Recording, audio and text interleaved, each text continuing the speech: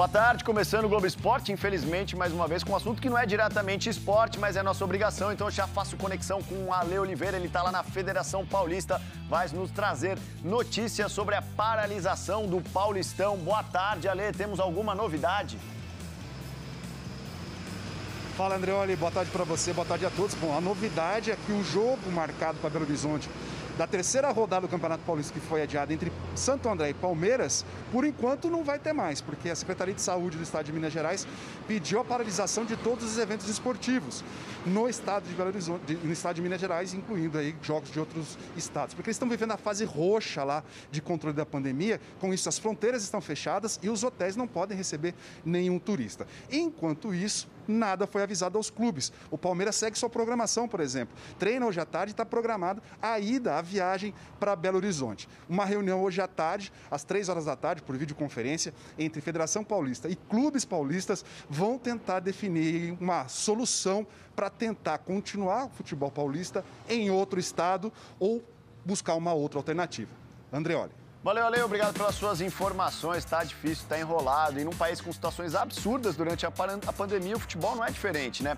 Quero que vocês vejam agora o que aconteceu na Copa do Brasil Sub-20, na partida entre Bahia e o Perilima da Paraíba. Estádio Amigão, em Campina Grande, na Paraíba. O time da casa, o Perilima, recebeu o Bahia. Você sabe, né? Futebol é 11 para cada lado, certo? Bom, não no meio da pandemia. Um surto de Covid-19 atingiu o time paraibano. 9 pessoas da delegação testaram positivo. O presidente do Perilima tentou, na sexta-feira passada, adiar a partida. A CBF disse que estava muito em cima da hora. Resultado, o Perilima entrou em campo com apenas 8 atletas e um volante improvisado no gol. É isso mesmo. Nem o técnico estava lá, já que teve febre antes do jogo e, por precaução, ficou de fora.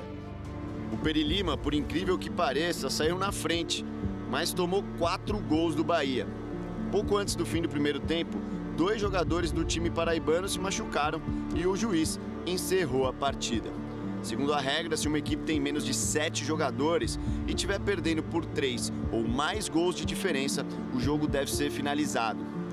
Com isso, o placar de 4-1 foi mantido e o Bahia avançou para a segunda fase da Copa do Brasil Sub-20.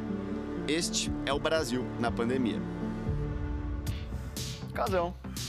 Então, primeiro assim, foi 4-1 o jogo, mas foi 7-1 contra a CBF. O futebol está mostrando a cara durante essa pandemia. E a cara é feia, André. Eu não esperava isso do futebol, eu não esperava isso das federações, cara. Aqui em São Paulo, por exemplo, que o campeonato está parado e a federação está lutando para o negócio rolar, são 46 mortes em 16 dias na fila esperando o leito da UTI. São exatamente quase os mesmos dias que o futebol vai ficar parado. O futebol vai ficar parado 15 dias, morreram 46 pessoas em 16 dias.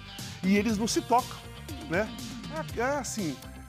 eu fico desolado porque eu faço parte do futebol, né? É triste, a gente participa disso, pra gente é triste. Casão, na pior fase da pandemia, os estaduais estão vivendo esse momento de indefinição. O Paulistão, por enquanto, né, tá suspenso por 15 dias. Os clubes, a federação, buscam um jeito de continuar o campeonato em outro estado. Uma das alternativas, a gente viu qual é agora, era Minas Gerais, mas o estado proibiu jogos fora de equipes de fora do estado e vai avaliar a sequência do Mineiro.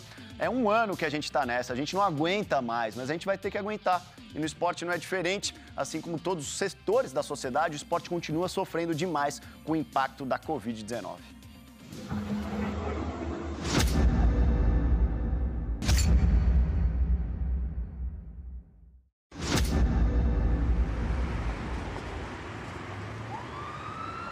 Um vírus misterioso surgiu na cidade de Wuhan. Cientistas já sabem que pode haver contágio entre humanos. Os pacientes infectados estão isolados. A maior preocupação é a de que a doença possa se espalhar. 2 pessoas que tiveram o vírus morreram.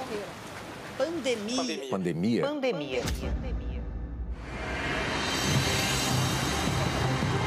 Essa pandemia do coronavírus sacudiu decisivamente diversos eventos esportivos nas últimas 24 horas. O campeonato inglês, por exemplo, assim como a FA Cup, a Copa da Inglaterra, estão suspensos. começo da tarde deste sábado, houve um comunicado oficial decidindo pela suspensão do campeonato. As pessoas foram aconselhadas a ficar em casa. Exatamente aí a gente mostra o mapa de onde fica o Wuhan. E a gente vai conversar então agora com a Milene para saber como é que está a situação por lá. Quanto tempo já você está assim dentro desse apartamento sem sair? Hoje completa 12 dias. A proposta que eu tive foi do Wuhan, né? Uma equipe chinesa. E foi o epicentro, né? O epicentro do coronavírus. E aí a gente foi vendo que era, de fato, uma coisa muito séria. E aí a gente começou, de fato, a ficar muito preocupado, porque a gente não sabia como que o vírus era transmitido, e os noticiários do Brasil que me preocupavam. Porque na China eu não conseguia entender. A gente não tinha noção do que fato era. Um médico de Bérgamo, na Lombardia, falou aos jornais italianos que nos hospitais eles estão tendo que escolher quem tratar, como se faz em uma guerra. Fiquei praticamente preso na Itália durante quase 50 dias em lockdown total e depois não tinham mais voos, né? De um voo fretado entre os franceses e os portugueses para tirá-los do país. Foi onde eu tive a oportunidade de deixar o país também. Um ritmo cada vez mais rápido, o novo coronavírus foi se espalhando.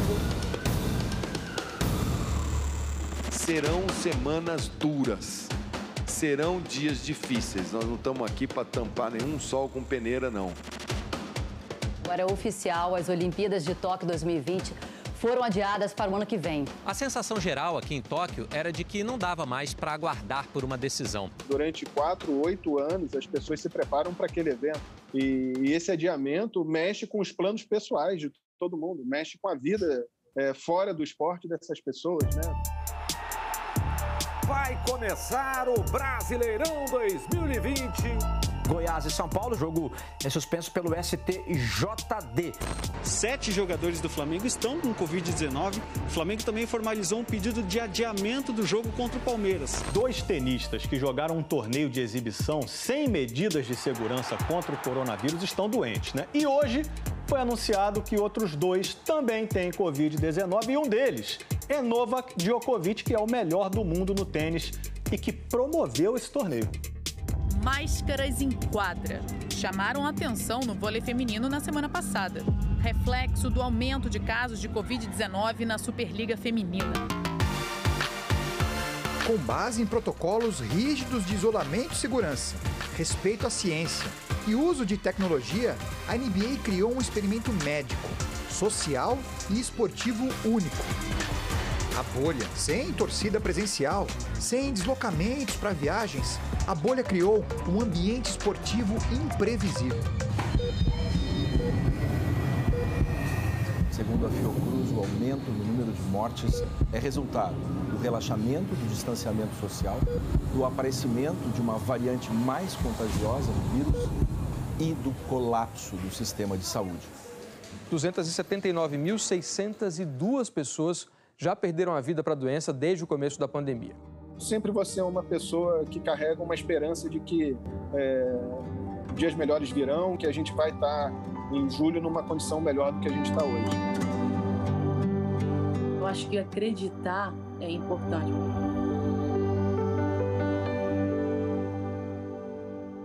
Meu maior presente foi a minha vacina, né? Que eu tomei a vacina hoje, a primeira dose. Zagallo vacina? 13 letras. Hoje, para mim, em primeiro lugar, é a saúde e a vida. Saúde. Para todos nós. Parece um sonho distante, mas a gente tem que acreditar. Daqui a pouco a gente volta trazendo informações do Corinthians na Copa do Brasil. Já, já.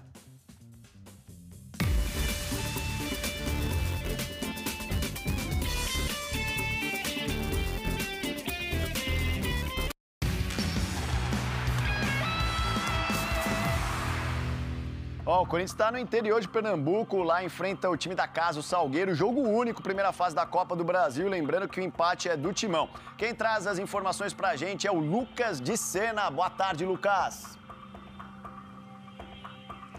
Fala, Andreoli, muito boa tarde a você, a todos e todas que nos acompanham no Globo Esporte. Os jogadores do Corinthians acabaram de almoçar, dá para ver que ainda tem alguns funcionários do clube através do vidro ali, inclusive o técnico Mancini. Durante toda a manhã, o hotel foi praticamente um ponto turístico da cidade de Salgueiro, com muitos torcedores vindo aqui, tentar ver os jogadores, tirar uma foto. O time chegou ontem, depois de 3 horas de voo de São Paulo para Juazeiro e mais 3 horas de busão de Juazeiro até Salgueiro. Dezenas de torcedores com aglomeração, mas sem contato físico com os jogadores. O elenco fica aqui até às 6 da noite, quando vai treinar no estádio Cornélio de Barros. Um abraço para você, Andreoli. Valeu, Lucas. Obrigado pelas suas informações. E agora a gente segue direto para mais um capítulo da nossa série Acesso Total Corinthians. Vamos relembrar os 500 jogos do Cássio e tem uma dura do Mancini no Mosquito. Dá uma olhada.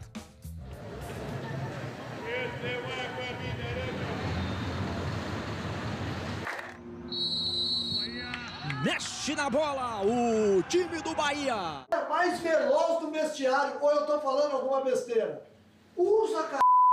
TV Salgueiro e Corinthians, atenção, o jogo vai passar no Sport TV, beleza? Ó, hoje tem o Santos na Libertadores contra o Deportivo Lara e vocês vão conhecer a promessa. Ângelo, 16 anos, todo jeitinho de Neymar. O que você fazia quando tinha 15 anos? Empinava pipa, jogava videogame, estudava pra prova, sofria com espinhas? O Ângelo estava simplesmente estreando pelo time profissional do Santos no Maracanã. Nome, Ângelo. Apelido, Promessa. Vamos, Promessa! Eu levo a brincadeira, faz parte também da resenha, da alegria do dia a dia. Começou cedo, mas trabalhou desde cedo também. Hoje ele consegue viver essa cena fofa com o irmãozinho dele, o Júlio César, de 10 anos.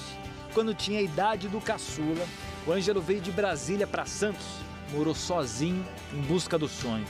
A gente sente saudade dos nossos pais, da mãe. Eu gosto muito apegado com a minha avó também.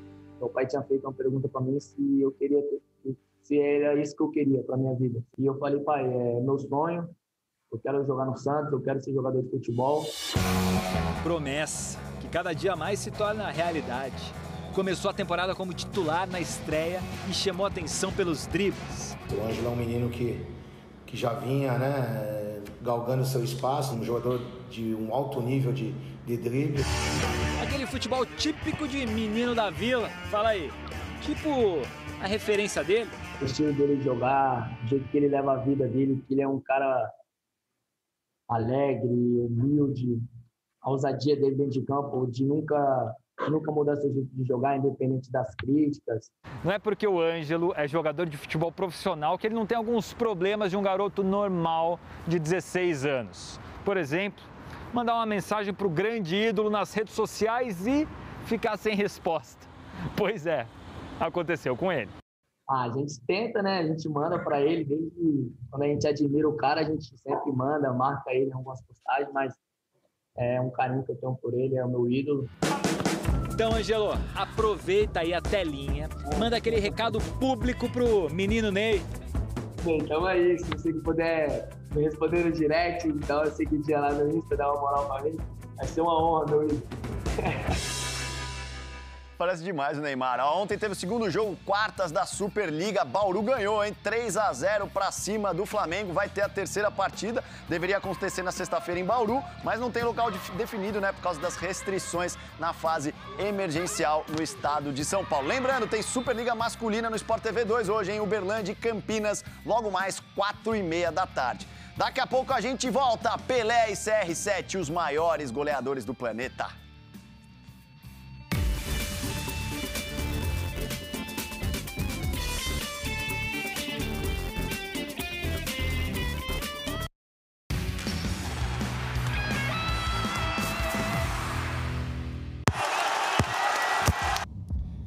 De um lado, o maior goleador da história do futebol.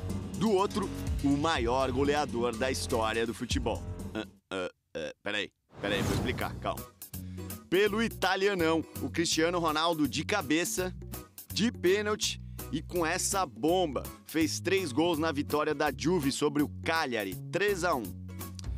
Agora, o CR7 é CR770.